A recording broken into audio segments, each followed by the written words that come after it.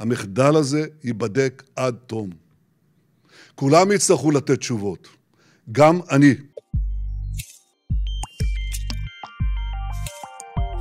Il y a une défiance extrêmement importante.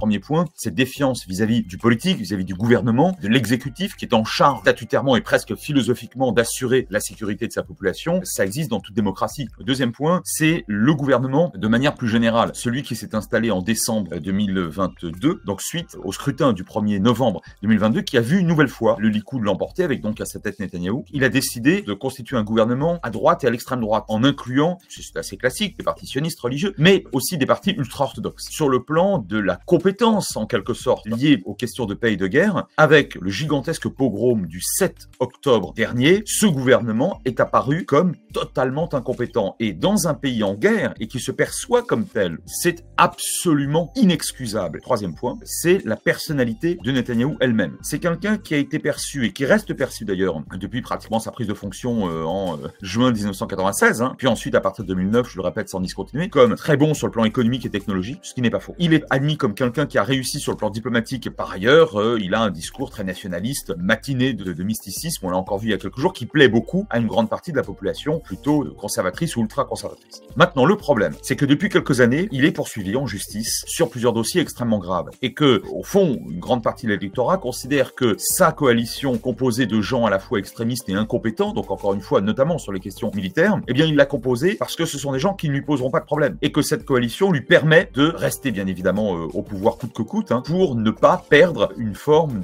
d'immunité sans laquelle il risquerait effectivement à terme d'être lourdement condamné par la justice. Donc pendant la guerre, les Israéliens font bloc. Mais cette guerre, elle va s'achever d'une manière ou d'une autre. Et une commission d'enquête va se mettre en place, c'est une certitude absolue. Et cette commission d'enquête, elle va faire chuter ce gouvernement et ce Premier ministre.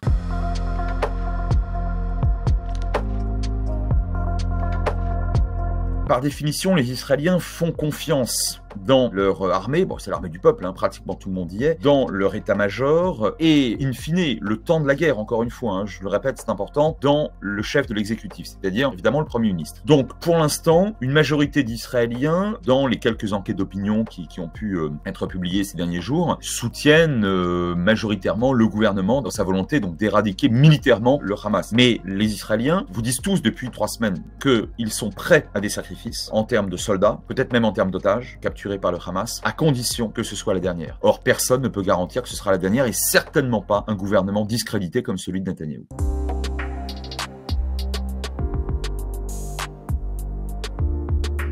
Depuis le 7 octobre, beaucoup d'Israéliens, y compris au centre et à la droite de l'échiquier politique, considèrent que Netanyahou s'est trompé. Soit par naïveté, quant à l'idéologie islamiste radicale absolument mortifère du Hamas, soit par complaisance, ce qui sera encore beaucoup plus grave. Donc aujourd'hui, on oscille entre deux hypothèses. Il est bien évident qu'il y a eu erreur dans le sens de la sous-estimation, encore une fois, à la fois de la capacité et de la cruauté du Hamas. Maintenant, il va bien falloir effectivement le détruire. Alors il s'y colle, mais il n'est pas à l'aise. Et effectivement, l'une des choses que lui reproche d'ores et déjà l'opinion israélienne, mais encore une fois, on est en temps de guerre, on fait bloc, mais que lui reprocheront très vraisemblablement la grande majorité des Israéliens au terme de cette guerre, même si elle était remportée de manière décisive, ce serait ça, effectivement. L'erreur de perception, à tout le moins, du Hamas par Netanyahou tout au long des années 2010.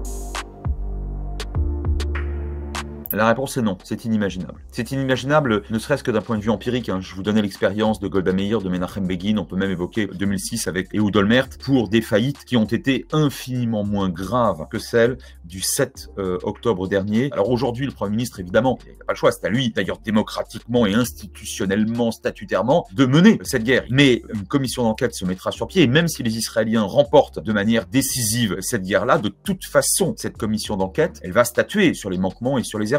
Et il est tout simplement inimaginable que Netanyahou échappe aux conclusions, sur lesquelles évidemment je ne présumerai pas bien évidemment, et surtout sur l'exaspération de l'opinion. C'est une certitude. Ce gouvernement est en sursis.